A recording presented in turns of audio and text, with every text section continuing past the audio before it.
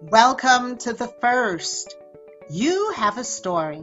If you look back on your life, you've done things for the first time that no one in your family, in your town, in the country has done. This is Dr. Sandi. You have unknowingly paved the way for others without knowing it or even acknowledging it. This is where you tell your story so that those who come after you can walk in your footsteps to build their own firsts. Anjel Burgess is the first attorney in her family. She enjoys introducing new ideas and concepts to family members and reiterating the importance of old ones. Career Day at her middle school introduced Anjel to law as a career option. She participated in a mock trial and immediately changed her mind about being a doctor.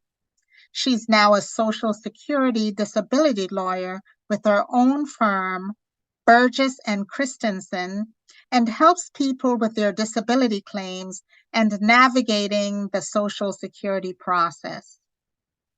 To reach Anjel, her website is disabilityhelpline.com and her email is at Anjel, that's Anjel, at disabilityhelpline.com. Hey everybody, this is Dr. Sandi. We're on the podcast, The First with Dr. Sandi. And today, my guest is Anjel Burgess. Hello. And I really welcome, we're twinning today almost in the same outfit. Yes. Similar outfit, which I haven't put the shirt on, I'm telling you, in I don't know how long. And here you are in almost a similar print. So it's our day. That it is our day, absolutely. And Anjel is the first in her family to be an attorney. So let's talk about that and understand how did you become to be the first one? And then, I'll just keep asking you the questions as we go on. Okay, that sounds great. So where did you start out? How did you become the first person to be an attorney in your family? Well, I really was introduced to the law through my middle school career day, believe it or not. An attorney came in and talked about, being an attorney. And we actually had the opportunity to do a little mock trial, which I absolutely loved. And up until that point, I was convinced that I was going to be a doctor. Okay. And and then I did this little mock trial and I really enjoyed it. And, afterwards she said, you should really think about being an attorney. And I said, I don't really know. That's because a lot of my friends started out doing mock trials in school and said they found they were good at debating. They were good in front of an audience, in front of people. And so I'm not going to sleep on mock trials because they're really effective in school. They are. And it really gives you, I think up until that point, I don't think that I really appreciated the importance of being able to see two sides to anything. Yeah. And it's funny because I've always been known in my family on both sides as kind of a peacemaker, because I could see both sides of any situation and say, all right, so let's talk about this. Let's see how we can work it out.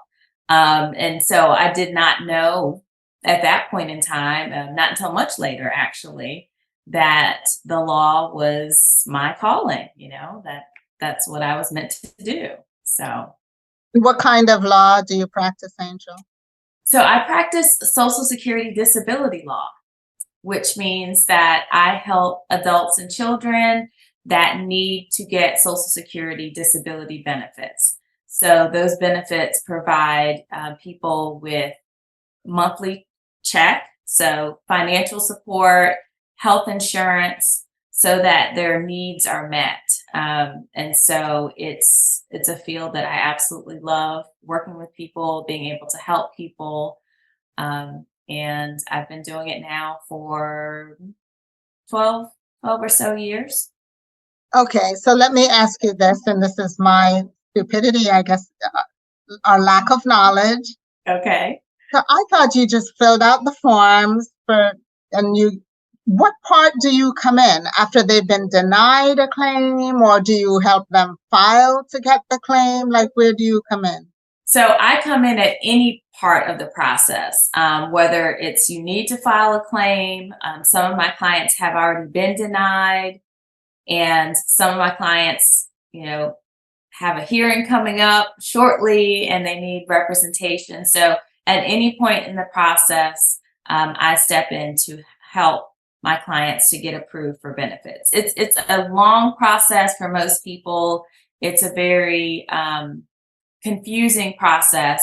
So one of the things that I pride myself on, and I have a firm. My firm is called Burgess and Christensen. And one of the things that we pride ourselves on is trying to, make our clients' lives easier. So we're going to try to take away the stress of going through this process while you can focus on your health, making sure that, your needs are met in terms of just being able to take care of yourself while we worry about the process and getting you approved. What are some of the reasons that someone would be declined for Social Security services? So typically, people are denied because Social Security feels, if we're talking about an adult, that they can work and they could work on a full-time basis in some capacity, doing some type of work.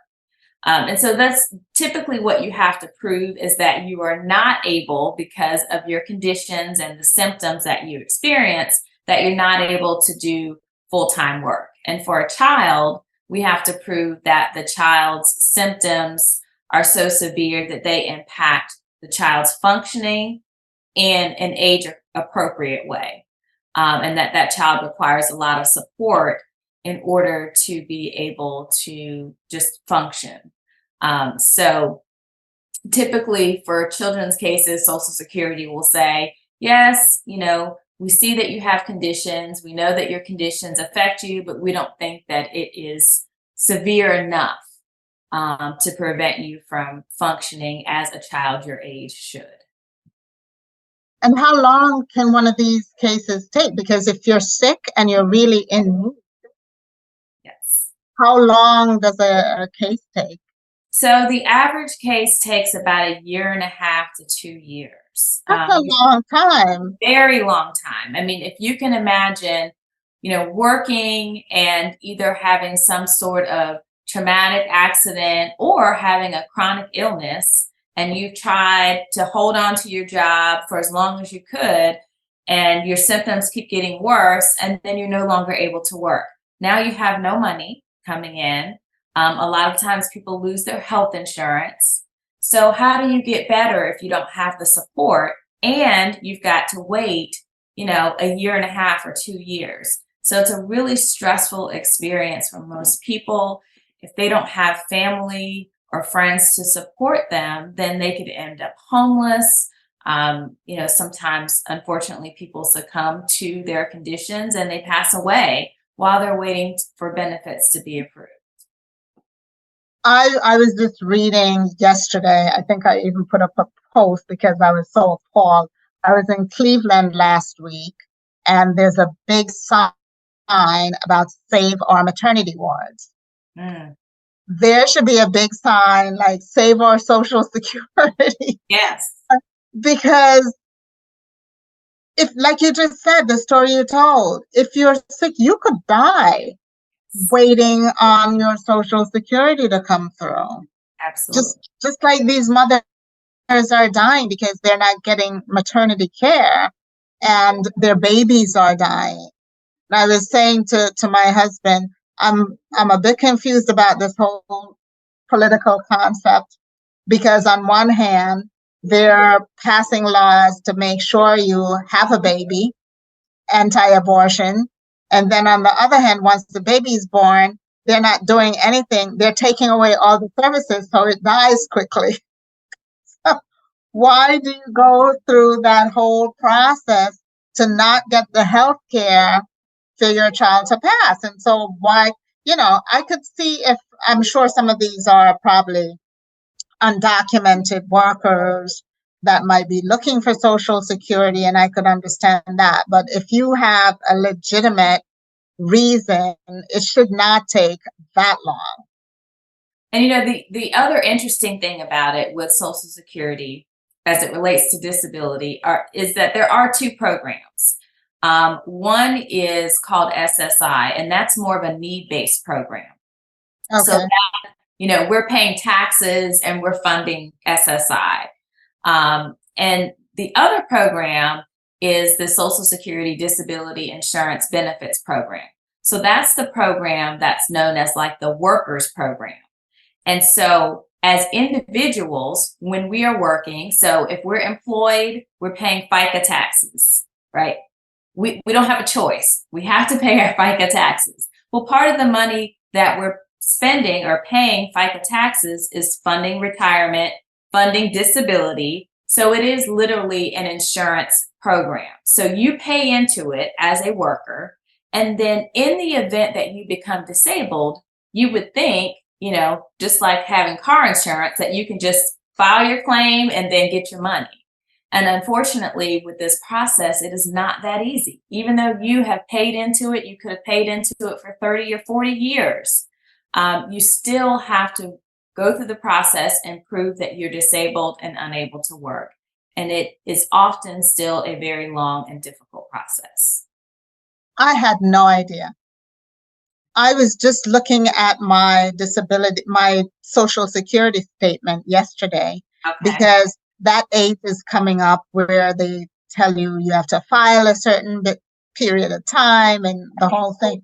And that my debate was, should I file for early Social Security versus waiting till I'm half dead at 70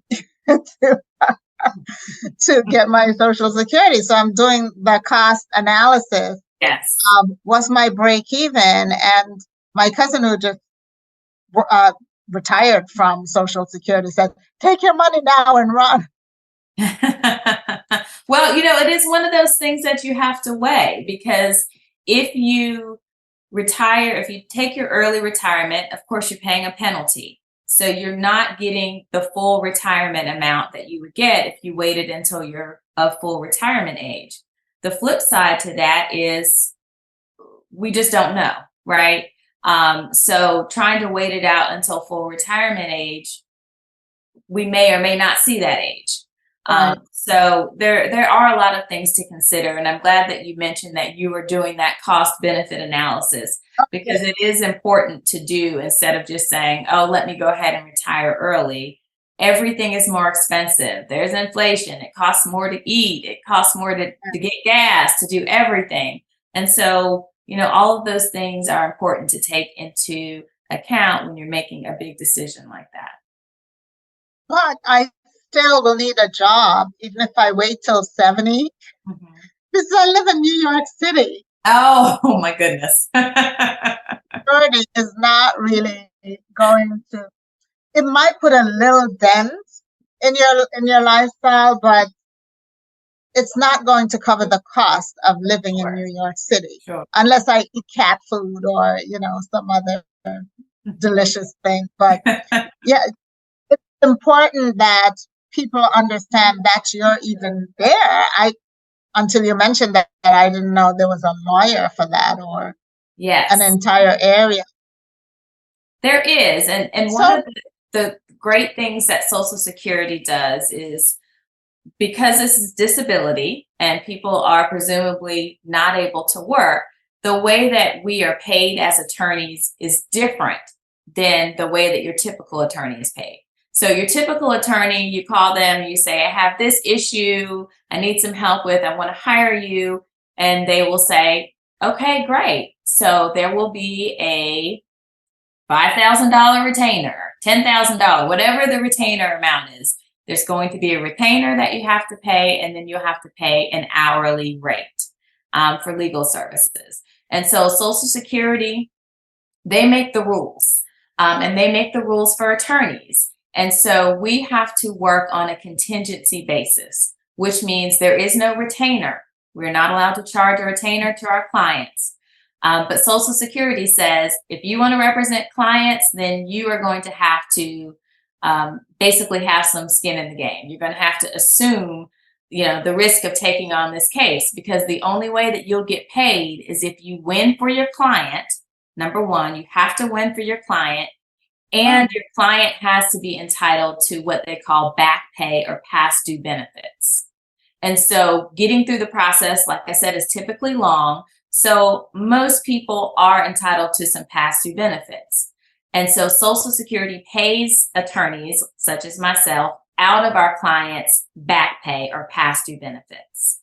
So as disability attorneys, we work differently than most attorneys. So most attorneys, if you need legal services, you will have to pay a retainer. So you have to pay money up front to hire them, and then you'll have to pay an hourly rate for their services. For disability attorneys, Social Security, they make the rules for us. And their rules say that we can only charge our clients on a contingency basis, which means we have to win the case for our clients, and we have to make sure that our client is entitled to past due benefits, which is also known as back pay.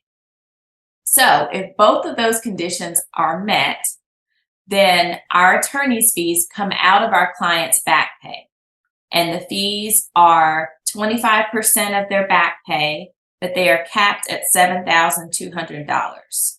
So what that means is if an attorney takes your case for disability, number one, they think that your case is a winnable case because they don't want to waste their time or yours. There's no money to be made, right? And then the second thing is, of course, it's in the attorney's best interest to try to get you as much back pay as possible, because that's how we get paid.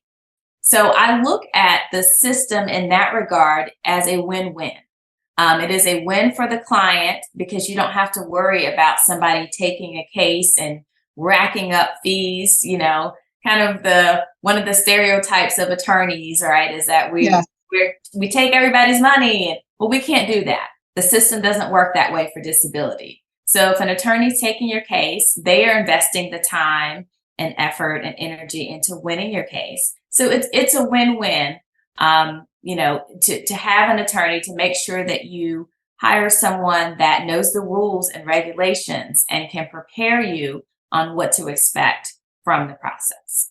So that is one of the great things that I will say about Social Security and their rules in terms of hiring legal representation. It's just in your best interest to hire an attorney from the outset and let them handle all the details with working on your case. Now I know. Yes. I didn't know this. I did not know this at all. Sometimes you hear little whispers, but I've heard nothing about this, that you could do this. So yes, I'll spread this far and wide. Please, yes, please do. It's really important that people have good representation and they don't just walk into, a hearing or just into this process and not know what's supposed to happen, not understand, what they're doing, because it impacts the decision. It certainly can. So how does your family feel about your being an attorney and not a doctor like you? Well, and it's interesting because I'm the first attorney on both sides, my mom's side and my dad's side. So, I think at first I still get jokes. I still get lawyer jokes about, crooked lawyers. And that was really kind of the first thing that I heard when my family found out that I decided that I wanted to be an attorney. But, behind all the jokes, they've all been very supportive. I have kind of turned into the, if there's anything legal going on, let's call Anjel and let's, run it by her. Divorces, everything. I know. Anything legal. And I have to keep saying, I don't practice in that area. But I am really grateful because, with just the knowledge that I've gained just in the legal field in general, I do think that it's been helpful because I can, remind my family members of things that are really important that they need to do from a legal standpoint, like have a will, advance directives, all the things that we just never thought much of doing. I really like to emphasize the importance of those things with my family members. So for that, I'm grateful to be in that position. And be grateful for the ones who listen, because some of them, my husband's a lawyer, so I know Okay. all the ins and outs of, especially with family. Yes. So Yes. I always laugh when I hear someone says, "Oh, well, he does some criminal, but he does mostly immigration and Okay. and family." But I'll hear someone says, "I want to do something with. I'm gonna call Larry." Like they said, you're gonna call Angel, and I just laugh, and I'm like, "Yes, call him. Let's see what's gonna happen." Well, and that is the flip side of it. We fortunately, when we have the knowledge to make recommendations, the second part is, okay, we've explained it to you. Now you need to take action, right? Don't go do the opposite of what Yeah, we said to do. But yes, that is, and that's real life. Even with clients, sometimes it can be very difficult when you are in a situation to understand the legal, because the legal ramifications, the legal expectations don't always line up with real life. So that is a challenge. how do you give back to the community, the next generation? Because I started this podcast because I really wanted us to be documenting that we're the first to do something in our family. So the people who come behind us can say, "Hey, I saw Angel do this, so I know I can do it. I know it's doable." And you're setting a premise for the people that are younger than you, that are watching you? How do you mentor them or give back to them so they can continue to become other lawyers? Absolutely. Like I said, I did not have any personal experience. I didn't know any attorneys growing up. And so it has been important for me, at my office, we have interns, and I enjoy speaking, so I do a lot of speaking engagements, just making sure that my community, and really with COVID, just being online.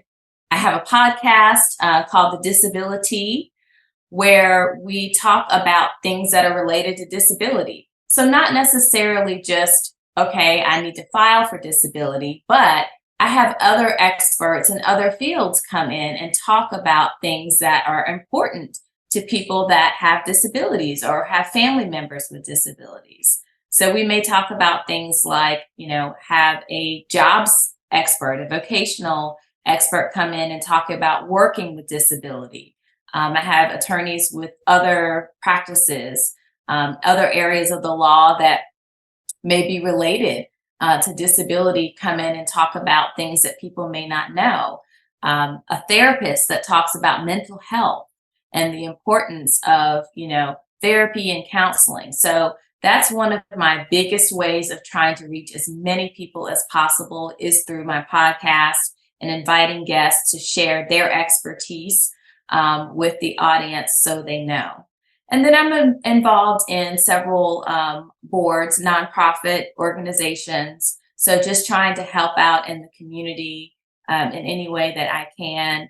And also to, show people, most people don't know anything. When they think about lawyers or attorneys, they don't think about disability, right? They think about Judge Judy or like Olivia Pope or Law and Order.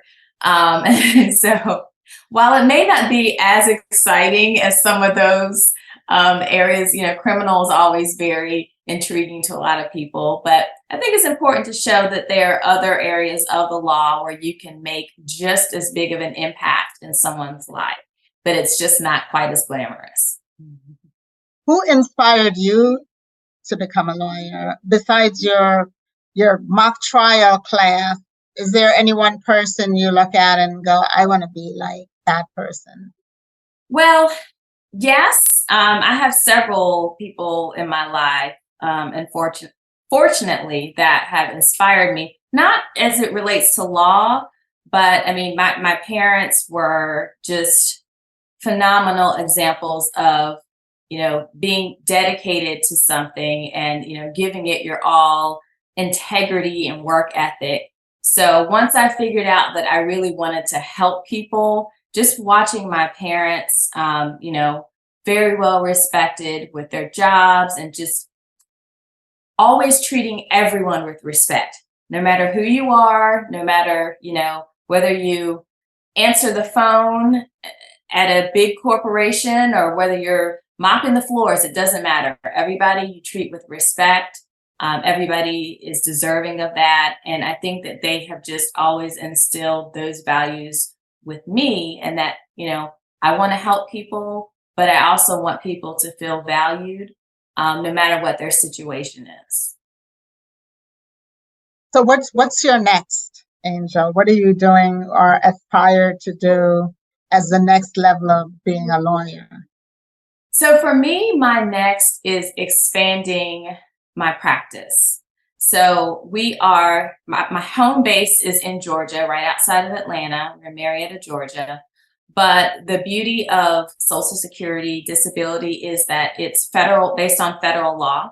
So I have clients that live all over the country, and we really provide a great service to our clients, not just from a legal standpoint, but I have a wonderful team who just really want to help our clients. And so I want more people to have that exposure and to help more people. So what's next for me is expanding our business, maybe opening up some additional offices and just finding more good people that want to be a part of a team that helps. And many times with our clients, we might be the only person that they call that will listen and, to try to help them solve problems to the best of our ability. But to make sure that they know that they feel valued, which is really important when you are sick. Well, if you explain it to them as well as you explained it to me, I'm sure you'll be expanding in no time. We'll probably see. What's the name of your company, Burgess? Burgess and Christensen. And where can we find you?